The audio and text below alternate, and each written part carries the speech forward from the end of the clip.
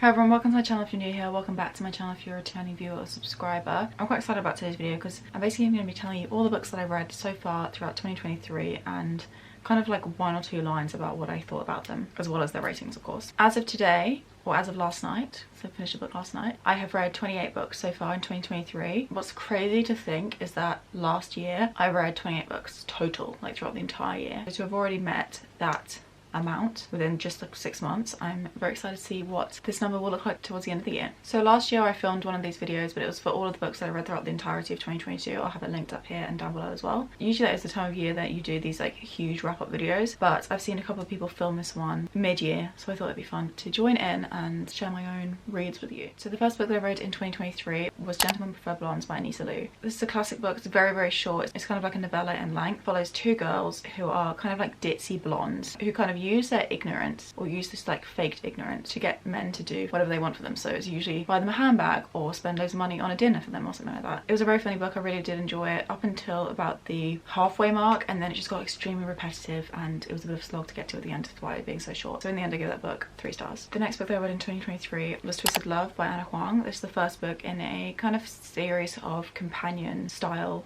novels. They're kind of standalones, but there is kind of an overarching plot throughout the 4 books that kind of links them all together, so they do recommend that you read them in order. This book was very interesting. We're following Ava, and it's like a brother's best friend trope, so she falls in love with her brother's best friend, and the ending of this is just kind of wild. It kind of turns into this like mystery novel, and it's just so insane, but I did have a lot of fun with it, but it just is not a good book. But I kind of appreciated how like unashamedly kind of bad it is. So overall I gave this book 2.5 stars. Next I read one of my, or probably my most anticipated release for the year, and that was The Stolen Heir by Holly Black. I really enjoyed this book at the time. I did an entire One Book Focus reading vlog, which will be linked. Yeah, I gave it 4.5 stars. I've since dropped my rating to a 4, but it's probably realistically like a 3.75 honestly. But I don't rate 0.25s anymore, so we're gonna keep it at a 4. This is a very good book, but it just didn't quite live up to the previous series, which was the Cruel Prince series. But I would recommend it if you love that previous series. And it's also the first book in duology, so I still hold up hope for the next book. Next I read Most of All You by Sheridan. This was a contemporary romance book. It covers some very triggering subjects, so I recommend looking up content warnings for this. But we're following Crystal and we're following Gabriel. They both come from extremely traumatic past, and they kind of learn to work on themselves so that they can come together and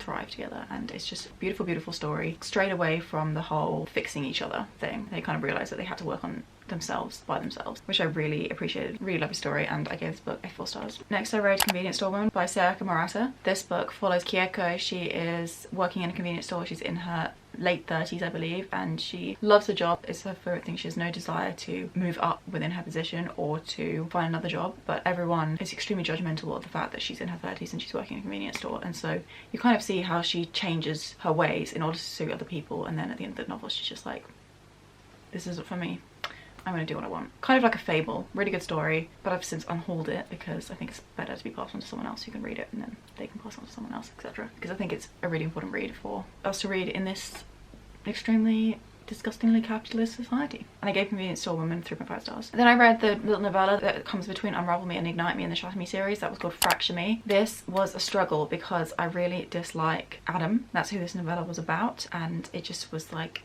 painstakingly focused on him, so I gave that 1 or 2 stars. I read modern classic Breakfast at Tiffany's by Truman Capote.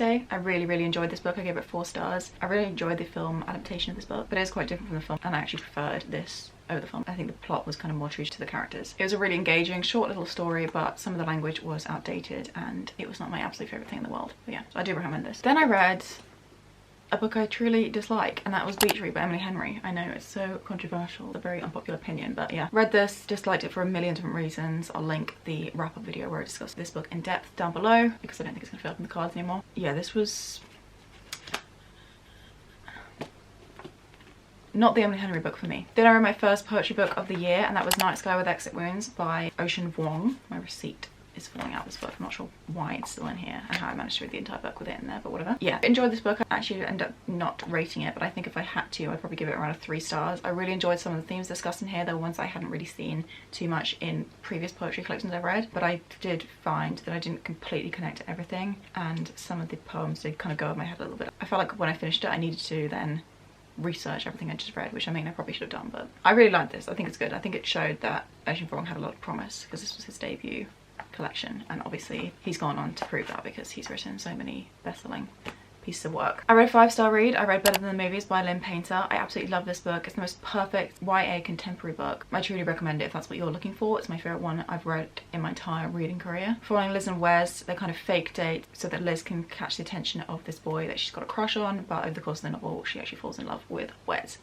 And it's a very cute kind of childhood frenemies to lovers style book. And then I read the little novella following that one, which was called Better Than the Prom, which is basically the prom scene in that book, but from Wes's POV, because Better Than the Movies is written in Liz's POV. This was a waste of time and paper and trees. I gave it 2.5 stars. Maybe it's because I felt kind of indifferent about it, but like I feel like it's probably like a 2 realistically, because it just like, it didn't add anything to the story, but it was so short that it probably didn't matter that much, so I wasted my time with it. Then I read If Not, Winter, Fragments of Sappho. This was a translation of Sappho's work by Carson. I really enjoyed this collection. One of the earliest, perhaps the earliest female writer. She lived in the ancient world and we only have little scraps of her work, but Carson kind of translates it in a way that we can kind of get the most understanding out of her work without having to fill in any of the gaps. Some of the poems, there was not enough letters there to get anything from, but some of the poems were truly kind of breathtaking and so special to kind of be able to tap into something like that. That was written so many years ago. I really loved it a lot. That was unrated though. Then I read Monkey Diaries by Jane Birkin, and this was a 5-star read for me. I keep thinking that I read this book in like January. I think I read it in April or something like that. I really adore this book so much.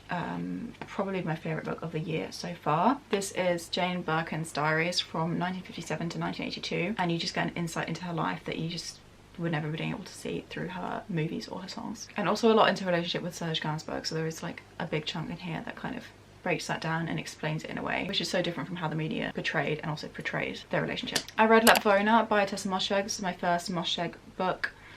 Absolutely wild, let me tell you.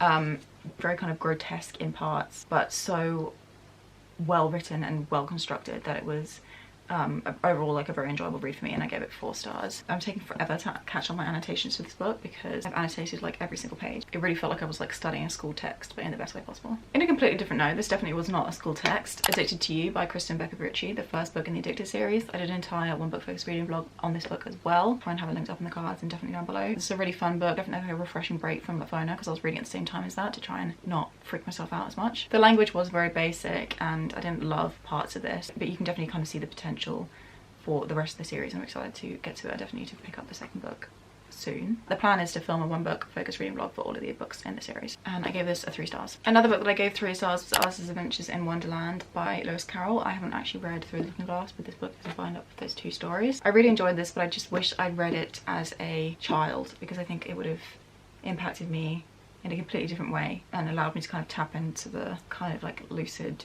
craziness of it all. I'm glad to have finally read it. If you haven't read this book already, I'd really recommend reading one that has the original illustrations because they add so much to the story. And I accompanied this by watching the Disney animated film for the first time. Felt kind of similarly about that one too. My one and only reread so far this year has been Caraval by Stephanie Garber. I wanted to reread this book so I could continue with the rest of the series. I haven't actually got to the other books yet, but I'll hopefully be picking up the second book as soon as possible. I really love this reread. I did drop my rating from a 4.75 to a 4 stars, but that's just because I've kind of matured as a reader and read so many more books, but like it just kind of shifted a little bit, but I still enjoyed my time pretty much almost the exact same as I did the first time around. Another absolute favourite book of the year, Simple Passion by Ernaux. Definitely a 5-star read. It's a kind of memoir style non-fiction book following an affair that Ernaux had, and while I usually stray away from books that feature affairs, this one was very refreshing and the writing was so breathtaking that Ernaux could have been writing about anything and I would have been happy to consume it. I definitely want to pick up more of her work and I plan on doing so. But then I read my most disappointing book of the year, and that was Ignite Me by Tahereh, the 3rd book in the Shatter Me series. I think this series is not for me. Contemplating DNFing the whole thing. I haven't even caught up my annotations for this because I just have no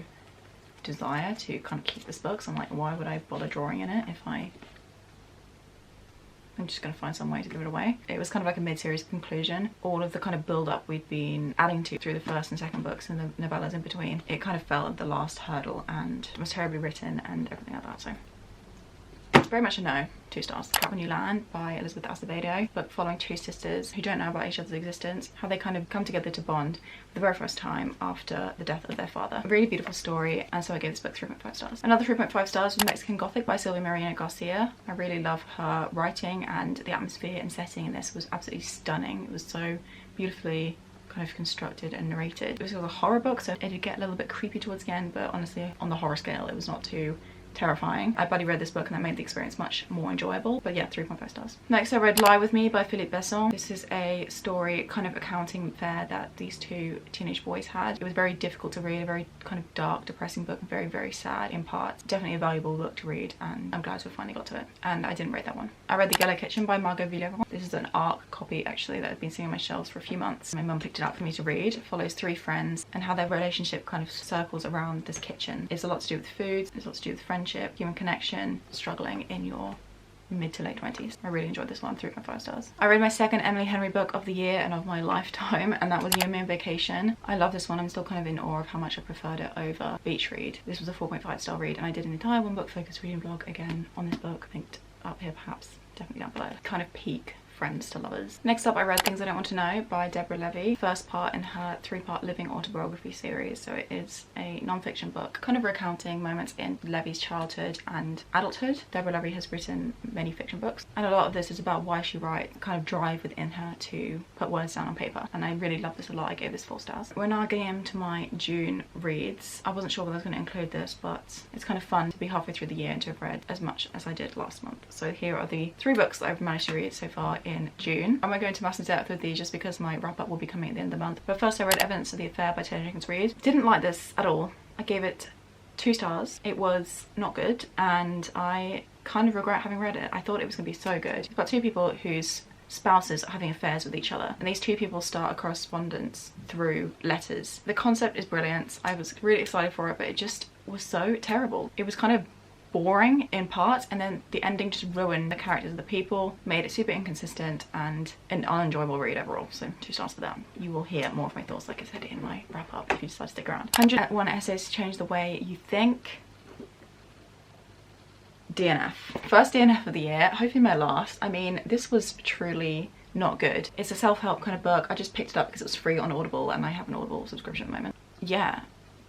I mean, it's not one you'd want to read on audiobook anyway, because it's something you need to be like underlining in order to retain the information you're being told. But I mean, I'm sure that half of what she said wasn't true. When you're reading kind of like a non-fiction book, which is just like, here are the facts, you kind of want it to be true. And aside from that, it was kind of cringy. So that was a DNF. I think I did it a favour, but I think I did rate that book on Goodreads. I think I gave it 1.5 stars just because I needed the people to know that it was not good. I don't usually rate DNF. And then lastly, I have The Disappearing Act by Catherine Steadman. This is a book that I was lent by a friend. They really enjoyed it and they wanted me to read it, and I gave this 3.5 stars. It was a really well written book, except for some mistakes, typos that the editor hadn't picked up on, which is kind of shocking considering this was published by Simon & Schuster. You would think there'd be a good editor attached, but whatever. Well written, actually, like the story construction, everything like that. It's a thriller and it's one that I kind of didn't want to put down. I was disappointed by the ending, which is this classic thing with mystery thrillers. But a British actor who goes to Hollywood to kind of land a big role, and while she's there she gets caught up in the disappearance of a woman, and she kind of can't help herself from investigating it without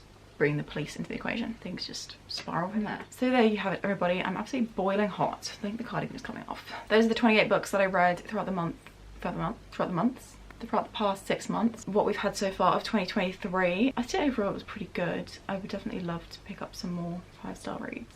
That'd be a good thing to do. I've got very exciting books on my TBR for the following 6 months, so the latter half of the year should be overall pretty good. If you enjoyed this video, please make sure to give it a thumbs up so I can tell that you did, and if you'd like to stick around and see more videos from me, then you're very welcome to subscribe. I would absolutely love to have you here. Thank you so much for watching. I appreciate you so much, and I will see you in a couple of days for another video. Bye.